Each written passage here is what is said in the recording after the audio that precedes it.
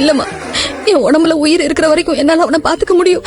அவனோட இந்த நிலைமையில அவனுக்கு பிடிச்சவங்களோட இருந்தா அவன் சந்தோஷமா இருப்பான். என்னதான் இங்க கூட்டிட்டு வந்து. நீங்க சொல்றது கரெக்ட் தான். அவனுக்கு எந்த கஷ்டமும் இல்லாம நாங்க பாத்துக்கிறோமா, நீங்க கவலைப்படாதீங்க. ரொம்ப நாளெல்லாம் இல்லப்பா, அவன் மனசு கொஞ்சம் ஆறுதலாகிற வரைக்கும் மட்டும்தான். அதுக்குள்ள நான் ஊருக்கு போய் நிலத்தை எல்லாம் வித்துடலான்னு இருக்கேன்.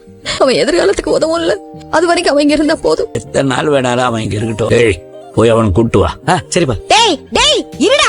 டேய் ஏங்க, நான் சொல்லிக்கிட்டே இருக்கேன், நீங்க என்ன அவனை கூட்டிட்டு வர சொல்றீங்க? அவனும் போறான்.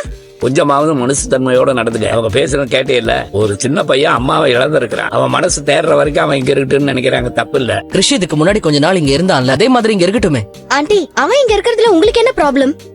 இப்ப இவங்க கொஞ்ச நாள்னு சொல்லுவாங்க, அப்புறம் ஒரே அடியா இங்கே விட்டுட்டு போயிடுவாங்க. ஏற்கனவே அவனை இங்க கொண்டு வந்து விட்டுட்டு காணாம போனவங்க தானே.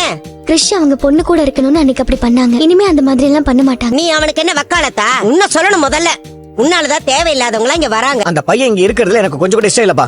உன் கருத்துக்கு நன்றிப்பா, ஆனா யாரும் கேட்கல. டேய் மனோஜ், இப்படி செல்ஃபிஷா இருக்காதடா. டேய் பாத்து வா வா வா வா வா வா வா. எப்படி பாருங்க, நல்லா இருக்கிறியா? நல்லா இருக்கேன் தாத்தா. முத்தங்கள் தான் நான் இனிமேட்டு இங்கே இருப்பேன்னு சொன்னாங்க. ஆமாப்பா, இனிமேல் நீ இங்கதான் இருக்க போற. டேய் அதெல்லாம் இல்ல, நீ உன் பாட்டி கூட போ. மா, அவன் முகத்தை பார்த்ததுக்கு அப்புறம் எப்படிமா உங்களால இப்படி பேச தோணுது? பாட்டி, நான் இங்கே இருக்கேன், சேட்டை பண்ண மாட்டேன். டேய், நீ ஸ்கூல்ல ஒரு பையனை அடிச்சு பிரச்சனை பண்ணிருக்க. நீ குட் பை எல்லாம் இல்ல. மனோஜ்